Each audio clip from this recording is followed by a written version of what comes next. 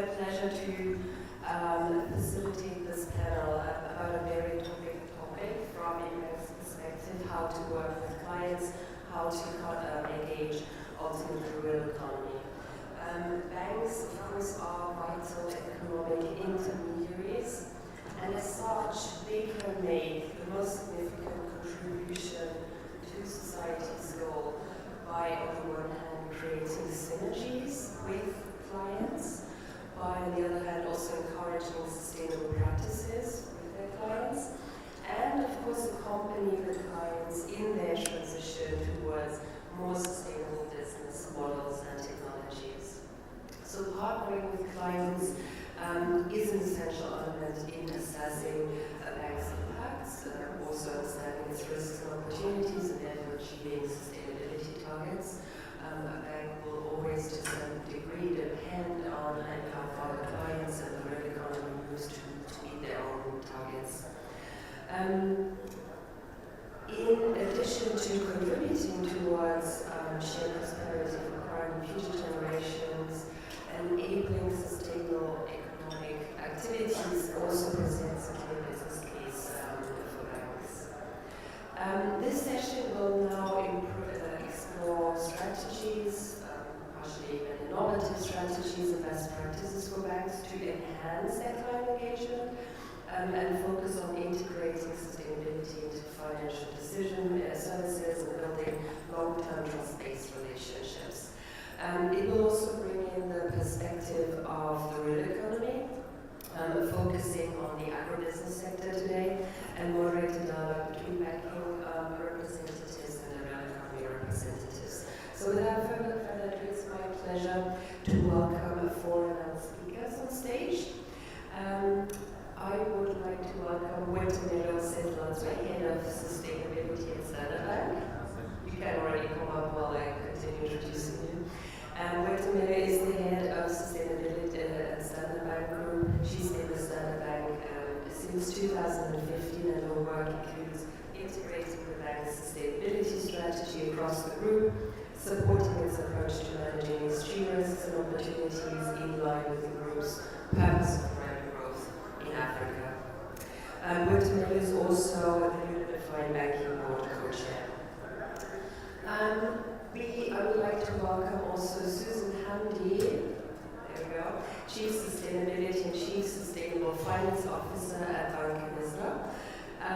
Dr. Hamdy has been the Chief Sustainability and Sustainability Officer at Banque Misr since April 2023, but overall she has more than 39 years of banking and academic experience, and she leads the bank's sustainability and sustainable finance strategy and ESG integration across the bank. Let me also welcome Shargiil Bashir, Executive Vice President and Chief Sustainability Officer at Dhabi Bank. In this role, Shargiil is responsible for developing, leading, and implementing the bank's ESG strategy and initiatives, and he was among the main ranks behind FAB joining the UNEP Net Zero Banking Alliance as the first bank in the UAE to make a net zero commitment by 2050. Shargiil is also a member of the Net Zero Banking Alliance group and a member of the Unified Banking Board.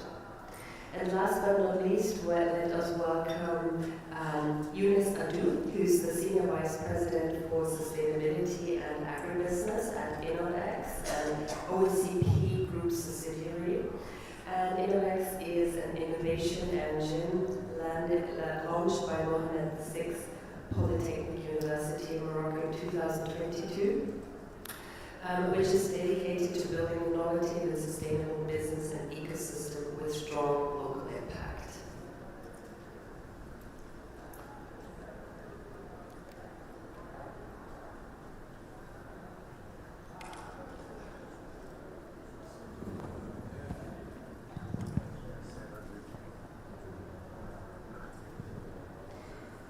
Okay, so let us get started right away.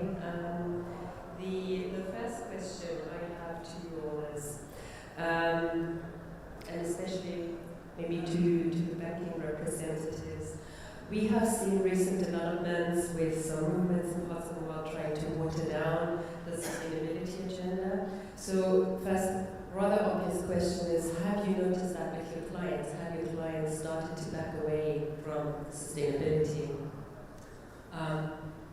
Boitumelo, please. Sure, I'll happily take that on first. Thank you, Leonard. Good morning, colleagues. I think for our clients, what we have seen is that there isn't a watering down or a walking back of the commitments. I mean, for a number of years, we have included sustainability-specific questions in a very continuous survey that we do with our clients. And then and now, the focus on the agendas remains the same. I think what might be just a lot more precise is the commitment, which I think is a positive thing for all of us in the sector in sustainability, is that the commitments are more precise. And I think another thing that is evolving might be the tactics, that the overall agenda, I would say, very much so remains the same. Thanks, Boitumelo. Would you like to add, Shargiil, Suzan? Does that resonate with you as well, your experiences? Yeah, I think I fully agree. We haven't seen any watering down. We haven't seen any moving back from the commitments or ambitions of our clients, especially in the Middle East. On the contrary, we are seeing the energy transition accelerating. I think the energy transition is very important, and we are continuing to see the investments going into the energy transition. So we're not seeing that. And I think it's important just to compare this to, if you go back 20 years, when we were seeing the digitalization boom, right? If you go back 20 years, back in 2005 and so on, and after that, in the late 2000s, we started to see the financial crisis, which meant that not all companies was moving equally fast on their digitalization strategies. However, everybody continued to focus on digitalization, right? And it's a similar approach right now, specifically from a sustainability perspective as well. Not all countries are going to move at the same speed towards sustainability, which wasn't the case either if you go back 2-3 years. Every country will have its own speed and its own pathway from that perspective. There's a big part of the world right now in North America that they're having a different perspective from sustainability and have taken a step back.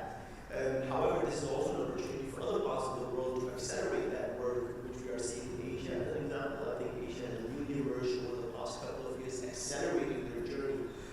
So I think the energy transition is ongoing. I think we are seeing countries really accelerating their journey on the sustainability as well. And I think we are seeing the similar approach from our clients. We are seeing sectors and clients who are really accelerating their journey because they see this as an opportunity at the same time and trying to utilize that to their benefit.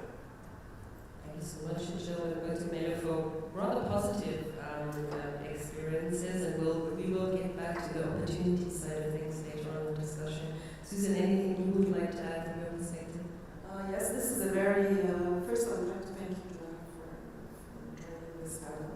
And this is a very timely subject in Egypt and in the ranks. However, I think now for countries like Egypt and emerging countries, it's a matter of catching up, not pulling back. And maybe the narrative is different in other parts of the world. However, for us, there's dual pressure.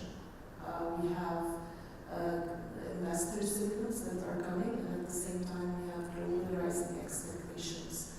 For us, fundamentals for climate risk and for ESG is non-negotiable, because although the spillover effect of Egypt and African countries over the region is very minimal, however, we are at the forefront of climate risk. For Egypt, in specific, I zoomed on Egypt. If we see the trade deficit, we have 30% of our imports coming for energy, and this needs hard currency, which is a very challenging issue in Egypt. So therefore, the solutions for problems in Egypt is sustainability. Water scarcity, for example, climate resilience. 95% of our resources are outside of our of June. We have 1/3 of our delta is probably going to sink, which means the dislocation of 20 million Egyptians, which is a sizable number. So there the fundamentals are there. Climate risks, we're not talking about future risks here today.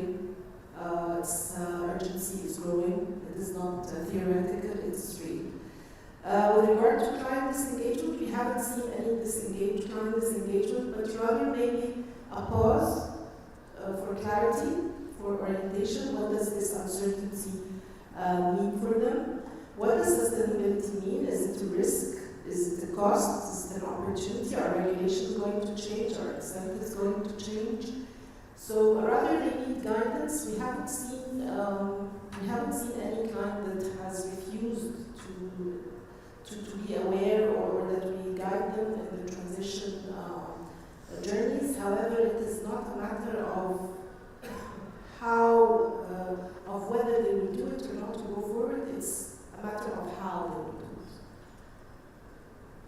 Thank you so much, and especially also emphasizing the local urgency given different contexts. We will get back to the point about talking to clients and also the awareness raising. It's important that you mentioned as well, pausing to better understand what sustainability means. But let me pass over to you, Younes. Maybe you want to explain first a bit the business model of what you're doing to the audience. I don't think that is necessarily clear to everybody. And then we can also get started with, what have your experiences been talking to banks ultimately so far? Sure, thank you very much. First of all, thank you for the opportunity to discuss and talk in front of this audience. So InnovX, we are basically a multidisciplinary, multi-sectoral group that is committed to pioneering the next industries by investing, developing, co-developing businesses, disruptive, innovative businesses, and sustainable ecosystems with a strong social environmental impact. We are, as you mentioned in the introduction, we are a member of the OCP ecosystems. We are a subsidiary of the University of Dichtl, and as such, we are a member of the OCP ecosystem. OCP is one of the world leading players in the soil health and soil fertility solutions. We provide different types of fertilizers, different inputs, but also services that can support the smaller farmers tackle the different challenges that are facing on a daily basis. At InnovX, we have launched a platform that is called MAPA platform, that is sponsored by OCP and IFC, and which ambition is how we can accelerate the green transition in Africa. So we have a strong focus in Africa in general, with a slightly bigger focus in sub-Saharan Africa. So how we can accelerate this green transition, or I would say stable green transition from a food security perspective and from a climate change perspective as well. And in order to do so, my job basically is to create what we call value networks. Value networks is basically different value chains, different ecosystems that we aggregate and consolidate in a way that not only they are fully de-risked, but we manage to optimize the value creation for all the stakeholders.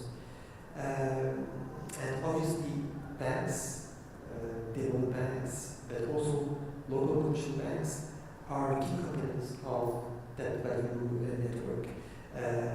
When we were talking about statistics and data and the urgency of the sustainability issue, I'm sure you're all aware by 2015, all of the statistics that people worldwide that we will need to feed. And Africa today, we believe that it is the solution that not only tackle the food security issue, but also the climate change issues. It is true today that agriculture is a key contributor to the emissions of CO2, but if we manage to strengthen the soil health with adapted inputs, with adapted solutions, not only we will address the food security issue, basically the SDG 2, But also we will strengthen the capacity of the African soil to sequestrate carbon and to become the worldwide biggest carbon sink. Therefore addressing the SDG 13, if I'm not mistaken. So by addressing and by accelerating this double green revolution, we will address the food security issue that is looming with those 10 million people by 2050. Thank you so much for that, Younes, and very insightful to us to understand how the value chain and your business model looks like in that case. Maybe let us get to one important, the three of you are looking at the bank representatives on panel.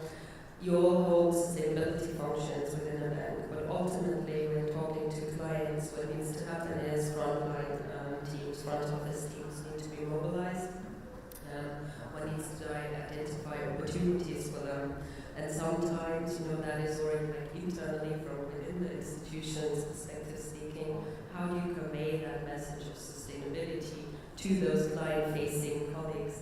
So maybe if you could share, I'm looking at you, Shargiil, now to get started with, what's been your experience with exactly that, with engaging frontline colleagues on the climate, nature, equity agenda? I think, first of all, let me start by taking a step back, because client engagement is something that is core to every bank, right? At the end of the day, clients is something we live off, and it's our bread and butter. I think that important part is that how do we embed ESG and sustainability as part of the discussion, and then how do we move from that perspective. And as the approach we have taken at First Abu Dhabi Bank was very much to say, okay, we sit as a center of excellence in sustainability, or so much knowledge around sustainability. How can we present that as an opportunity to our clients, right? And the way we wanted to start by looking into this was to say, okay, we do have a lot of risk-related information, and how can we transform that? So we started doing ESG risk assessments for all our corporate clients back in 2021. That gave us a lot of insights about our clients, about their maturity, how they were standing, what were they doing from an ESG perspective. Later on, we introduced transition maturity. So we basically started assessing our clients on some objective criteria and saying, how are they in transition perspective? As an example, do they need public disclosures? Do they have a commitment to net zero? Are they disclosing information on how they're progressing on these things? Finally, we also have a lot of information from a climate risk perspective, because all these disciplines are something that banks are either asked to do from a regulatory perspective or as a part of their maturity. So we try to get this information from the different aspects of the organization and say, okay, based on this information we have of each of these clients, what are the opportunities here, right? Is the opportunity related to financing? Is the opportunity related to how can we work with this client on raising their understanding around sustainability? Is it about sharing best practices around doing sustainability component as an example? So we try to bring all this information together and say, okay, how do we transform this to business opportunities and present it to the client-facing colleagues to say, this is an opportunity that you can start discussing with them. And I remember that the first time we had this, so we basically brought all this information together, very simple, in a one-pager to share with the relationship manager. And I remember the relationship manager asking me the question, I was talking about, he said, okay, so how much will you charge us for this information? I said, what do you mean I will charge us? All this insight, like how much are we going to pay you in the sustainability department to use this information? I said, no, this is internal bank's information. This is just for your use. I'd say, do we need to charge our client? I said, this is up to you to decide, right? If you believe this is a useful information, hopefully this is going to help strengthen your relationship with your client. So I think that we need to realize that we as a sustainability department sense so much information about our clients from a different perspective, that how do we aggregate that and make that an information and opportunity for the client-facing employees to utilize this, right? And I think it's concrete that all banks have this information. I don't think that we in any way are unique at FAB for this. So I think all the banks have this. The question is how do you utilize that? A second very important part that we have done as well is that we introduced 2 years ago what we call Sectorial Summit. So what we identified, of course, are highest emitting sectors. And what we do is that we host on a yearly basis we choose one sector, and we host a sectoral summit, which basically means that we invite the full value chain of that sector coming together to have a discussion about how can this sector decarbonize. So that's the question. So we invite the policymakers, we invite our clients within that sector, we invite their suppliers, we invite the full value chain to have the discussion, right? And we'll start by simply saying, okay, the policymakers, what are your asks to this sector specifically? And we ask the sector to ask the policymakers, what will be needed from your side to this? So I think that the financial industry have this unique role of bringing their clients, because we meet so many different stakeholders, that how can you bring them together to have this discussion about the true decarbonization taking place? And I think that's the vital role we play as an industry. And I think that's where it's super important as a part of the engagement. The engagement is not only the one-to-one conversation.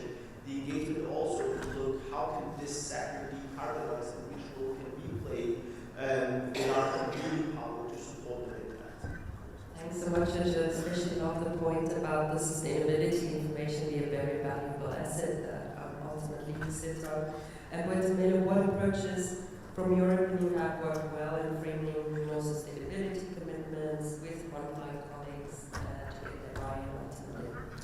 I think what can definitely not be underscored is the need for building capacity. I think we've spent quite a lot of time trying to ensure that, and I think this is important to give our colleagues and all of us the confidence to be able to engage on these topics critically and credibly with our clients. Because I think from the engagements that we see, what they do value very much are the insights. They value the insights, they value the fact that you can bring up case studies that are applicable and work in these sectors. So from that perspective, I think the capacity building has been very important.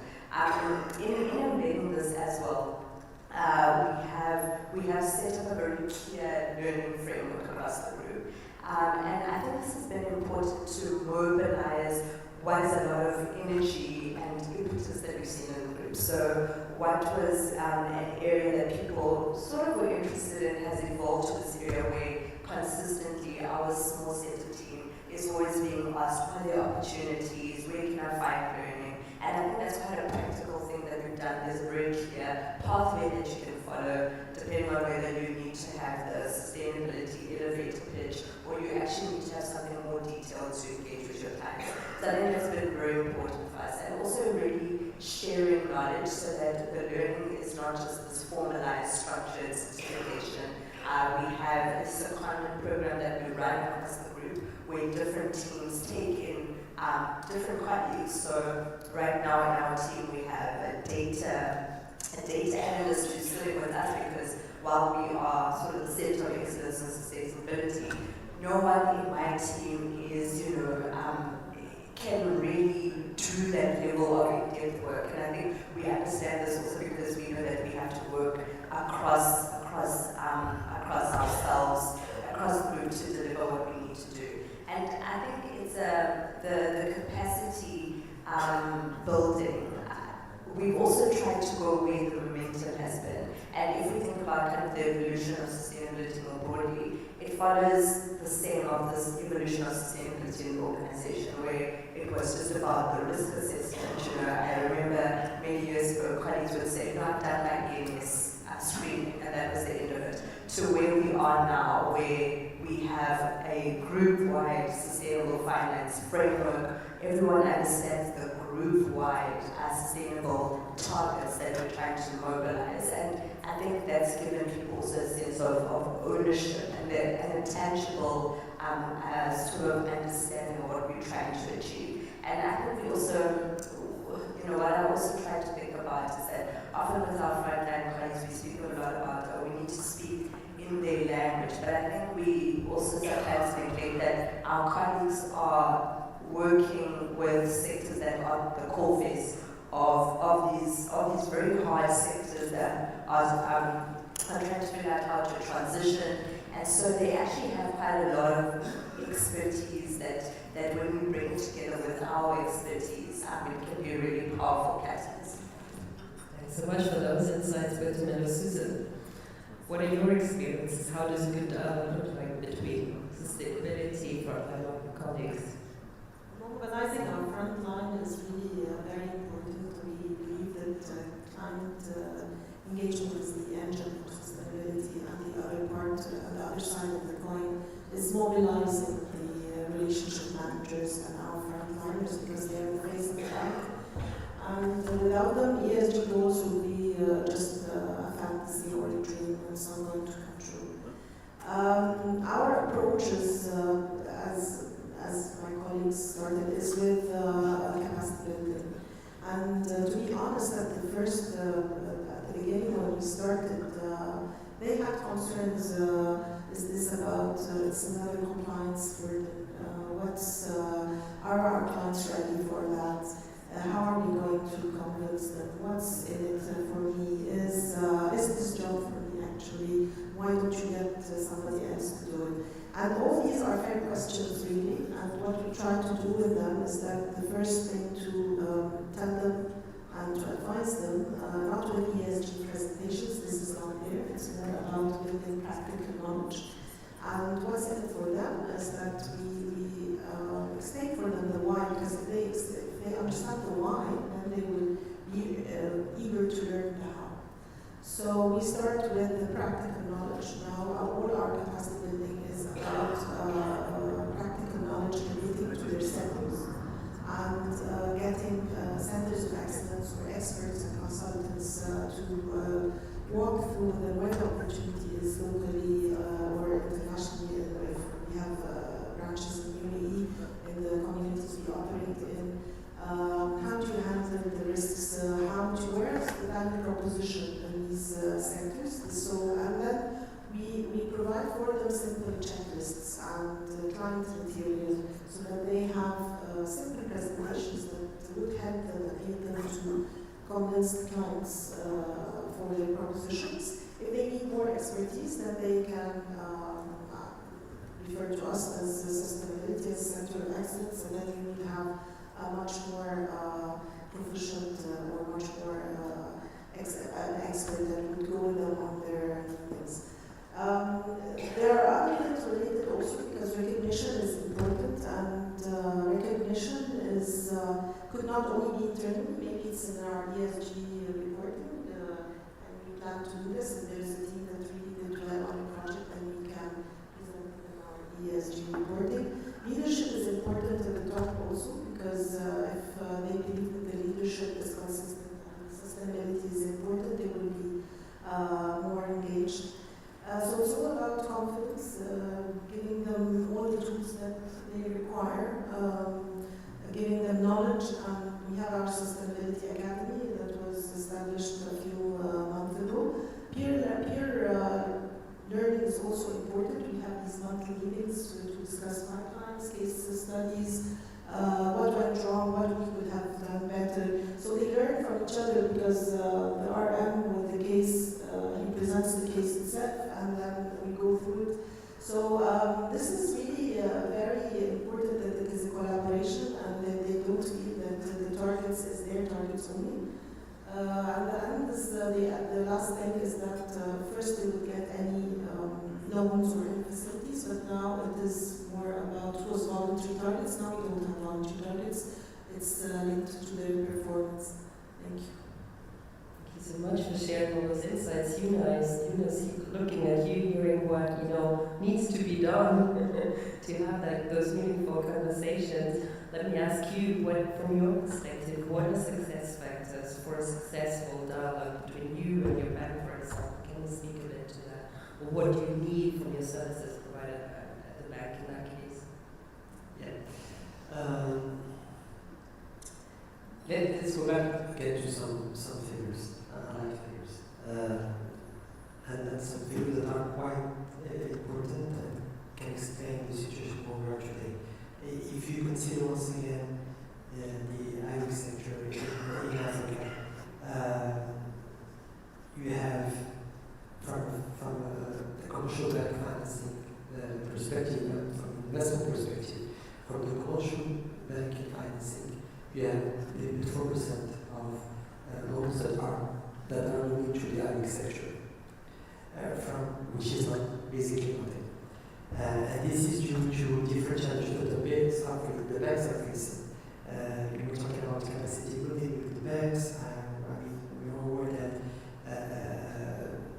some banks lack the capacities to follow smaller farmers because they don't have the reach to the last mile. They don't know how to customize banking products that will be adapted to be able to address the risk related to the smaller farmers and so on and so forth. When you consider it from the investment perspective, basically on a yearly basis from 2020 to 2023, worldwide investment into innovative startups, agtech and climate tech, were amounting to approximately $30 billion on a daily basis. In Africa, it's a little bit more than 1.5%, $350 million. So it's a drop in the ocean. Once again, the situation is explained by different challenges from the political risk, social unrest, climate risk, and financial risk from a macro perspective and from macro and micro perspective. So at InnovX, in order to try to mobilize more funding, also in this context of creating momentum to accelerate the green transition, what we try to do is first engage with the banks with whom we believe we have a strong alignment in vision, there is a strong will to work more and more into the ag space. And by the way, we're working in the ag space, not only will address the different challenges in terms of food security that I mentioned, but it will definitely also tick some boxes in terms of sustainability KPIs for the banks. Women empowerment, financial inclusion, sustainable food production, and so on and so forth. So, first thing, we engage with the banks. We believe that we have a strong alignment and strong vision, vision, and with a very strong will to contribute to develop the ag sector in different countries. Second thing is that we will structure projects by bringing different partners that will enable de-risking the whole scheme. So I can give you an example. We have launched a project with Banque here today. They are our partners, one of our partners in our platform. And what we have done is we have structured a project where we brought in input providers. We secured the offtake for the production in the rice chain. We brought in local government agency that provided access to technical assistance, training education for the smaller farmers. We brought in also the local agency that provided access to adapted seeds. And when I say provided, it doesn't mean on a free basis because we need to demonstrate that it is scalable. So it was on commercial terms. And we brought in an insurtech that provided access to insurance on yield-based insurance. And on top of that, what we did, as we are a member of the OCP ecosystem, and OCP was one of the main stakeholders, we managed to bring in the scheme a discount interest rate that was subsidized by OCP. Basically, what is it? It's instead of providing a discount, commercial discount to a client, to a smaller farmer, what we do is giving, let's say, 6%. Those 6% discount to the farmer, we will give it directly to the bank. The bank will charge 6% more to the farmer. Normally, the bank would have charged 12% on a daily basis. So at the end of the day, for the bank, it's the same. But for us, it's the same as well. But the difference is that the smaller farmer would have paid us with no guarantee after 6 months. In this context, we will get paid right after delivery. So at least we cover part of the cost by managing our working capital. At the same time, the bank is also managing has a guarantee from IFC, 50% guarantee risk sharing facility. So you see, we try to integrate innovative solutions that can not only de-risk the mechanism. I mentioned the guarantee from IFC, the insurance from the insurtech that is called Pula, but also demonstrate that it is scalable and it works. Thank you so much, Younes. I'm reading the room as well as the time to allow for a bit of time from the audience. I would suggest let's do that now. We could still talk a lot about potential challenges and all of this. Like, that's not a problem at all, I think. But let us ask the audience, are there any questions, comments, anything you would like to ask the panelists at that point?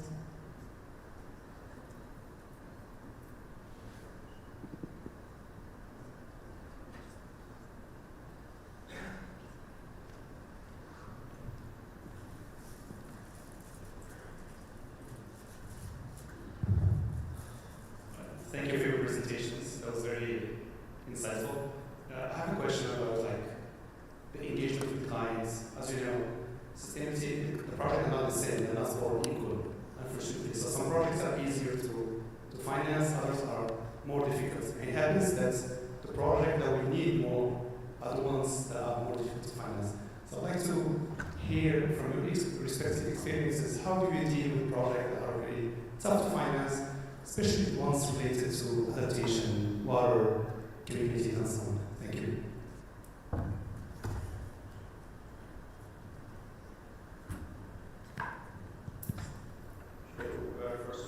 Yeah, listen, you will always have projects that are challenging, right? It's just like credit, normally that get presented to banks. You always need to look at projects where the appetite might be challenging or the tolerance level of the bank is not always the same from that perspective. For us, what we do from a sustainability perspective, first of all, we need to assess each transaction on its merit alone, first of all, to say that, what is the value of this project specifically. And then we will, of course, assess that is there a project that is more challenging, but it is for our strategically important client, our tolerance is much bigger from that perspective, which means that, even from a pricing perspective, capital allocation perspective might be higher, etc. But at that level, our tolerance for that will be higher. However, we won't always go and say, just because it's green, we are not going to look into or we're going to compromise our credit quality requirements or anything else from that perspective. Because for us, at the same time, we're also regulated entities, right? We need to make sure that we are aligned with the regulation from that perspective, so we need to meet those. However, in my time for the past 4 years, I can't remember having been presented with a project that has been bankable and the bank has not had the appetite for that. The challenges we face as a banking industry is that we get presented with projects that are not bankable, right? And how do you approach those? And I think there are approaches, and typically these will be, I can mention a couple of cases, hydrogen projects as an example, right? So you need to finance a hydrogen plant, 10-year plus financing is required, the hurdle rates are not being met. How will you approach that, right? From those perspectives, we'll go in with the different stakeholders of the bank. It will be the risk department, credit department, business, sustainability. You go back and look, okay, this is the emerging technology. The hydrogen is going to continue being there. What's going to be the offtake? How can we support from that perspective? And then we take an approach to say, this is a new technology. And then our approach for a new technology is always different, whether that technology is AI or whether it is sustainability technology, etc. That's where our appetite and tolerance is different. And that's where we will go and assess that and say, okay, this is a new technology, and the hurdle rates are not being met. However, we do believe this is a technology that is important for the future, so we need to finance this. We need to go, how can we make this meet? How can we work with our clients to make it a win-win from a client perspective, but also from the bank's perspective? And I think that is always our approach from that perspective. However, the banking industry's general challenge is that, that the non-bankable projects, how do we make them bankable? And I think that's where we all face challenges then how we can work from that perspective. And that's, majority of the time, you manage to make them a success, but I will also be honest that there are times that, we cannot make them bankable, and we will unfortunately then need to say, this does not make sense from our perspective, and we cannot support them. So I think that balance needs to be there at the time. Perhaps just, perspective on looking at what might be considered, complex projects. Not that they are unbankable, but I think projects that face, scrutiny where we have to have elevated conversations with our clients around this project. That for me is part of why the client engagement conversation is so important, because it also guides your client selection going forward. I think particularly if we think about the hardship-based sectors, for our bank in particular, we're very clear that while supporting the just energy transition, we will be looking at infrastructure and energy on the continent, which means that the sort of clients that we are dealing with, we expect, a high standard from them, as expected from our core stakeholders. So I think for me that is really, in terms of thinking of the complexity, very clearly, as Shargiil says, that we look at all of these transactions based on our own policies and our own level of expert judgment from both internal of the organization. But I think this is really where the client engagement for these sectors becomes very critical. For us, we were starting our sustainability journey 20 years ago, and I second what my colleague said. The challenge is about projects that are bankable. However, there are complex projects that don't fit our policies or don't fit our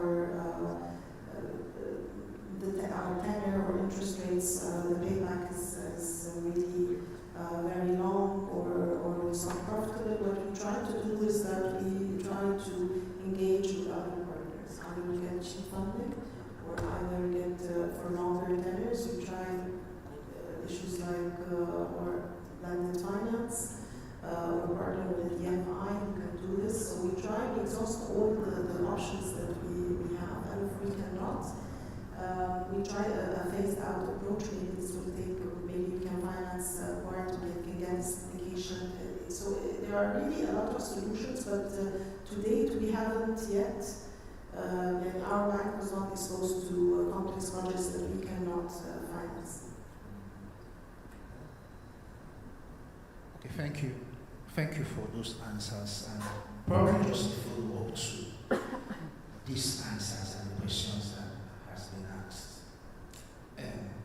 What would you consider your most important risk factor? So when you are considering all the risk to financing, to sustainable financing, what would you consider, and this was really your most important risk factor? I mean, there are several factors, and the gentleman there had mentioned risking, which is an aspect of financing that I'm particularly interested in. That's why I'm asking that. Secondly, what would be your man? What would you consider ESG a profit on its own merit? So let's assume the project doesn't bring in any financial returns. Is the fact that it's able to bring in green and support climate, would that be sufficient profit, so to speak, enough for your organizations as you know it? Thank you. Maybe I'll kick off just to say, I think in terms of whether we consider, ESG or sustainable, products or transactions to be profitable, I think the point is that, especially where we are, I think in the sustainability evolving landscape, is that if this is not clearly aligned to the strategy of the business, then I think that really is the red flag. So I think that and I guess it's a sign of maturity that sustainability is integrated into the business. So whereas before it was an addition, I think now very clearly, if we look at the impact areas that we have in our group, looking at financial inclusion, climate mitigation, adaptation, infrastructure, etc.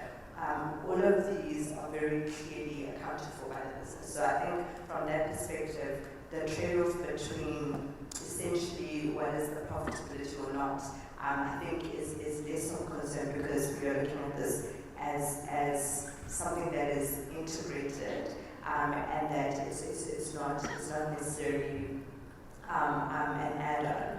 And I think in terms of the risk around sustainability related projects, I think for us it's also about the credibility around being able to call something green, social, transition. For us, I think that credibility and that risk factor is quite important. So we've spent quite a lot of time making sure that we're finessing our framework, so that when we do go to market and we speak about this, it's from that perspective, getting second-party opinions on our frameworks, and actually being a little bit more conservative and asking our colleagues in the group to do the work that's required for us to have confidence. Maybe if I can follow up this, and I fully echo what Johanna said, that for me, the answer is straight yes. ESG is a profitable business, otherwise we won't be doing it, right? We're not a philanthropy, let me make that clear, right? We have a responsibility to our shareholders, to the regulators, multiple other stakeholders. For us, sustainability needs to make business sense, and it does, right? So in the past 2.5 years now, we've mobilized more than $75 billion of sustainable financing, right? And we do that because it makes business sense. Otherwise, we won't be doing it. We need to finance those projects. We need to embed sustainability in everything we do. And the products on its alone needs to make business sense, right?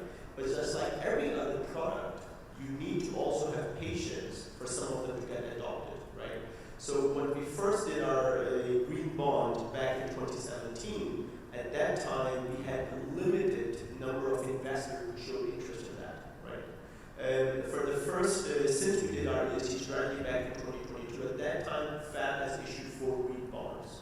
In the past 3 years, FAB has issued an additional 10 green bonds, all of the time being a high interest from investors.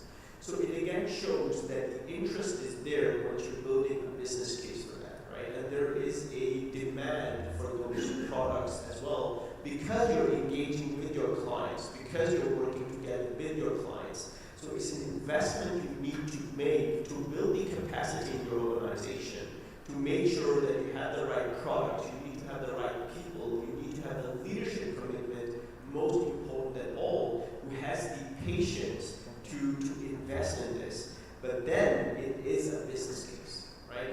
And otherwise, the banks won't be doing this, right? And there's a reason that banks continue, even in these times we are seeing, continue to be engaged and committed to this, because there is a business case. And again, I will come back to what I started with. The energy transition is happening as we speak. And probably one of the biggest opportunities of this generation is going to be the energy transition. So as a bank, this is the opportunity you need to be part of, right? So there is a clear business case, and I think that's important. And that energy transition is not only happening in one region or another, it's happening globally, right? So my answer, very short, recapping, big yes. Thank you so much. I'm afraid I need to cut the conversation. We will go into lunch break now, so please also use that as an opportunity to continue all those conversations. To conclude this panel, very brief, if you had one wish, you as a bank towards the real economy and you as a real economy representative to the bank, what would it be? Younes, starting with you. It will be, so it will be, we need to think out of the box. We need to be more flexible, agile, and to start thinking out of the box. Even more than what we are already doing. But once again, in order to address the different challenges that are still there, we need to be more and more bold and think more out of the box. Thank you. Suzan. I would like to see more partnerships, more convergence between fintechs and the banks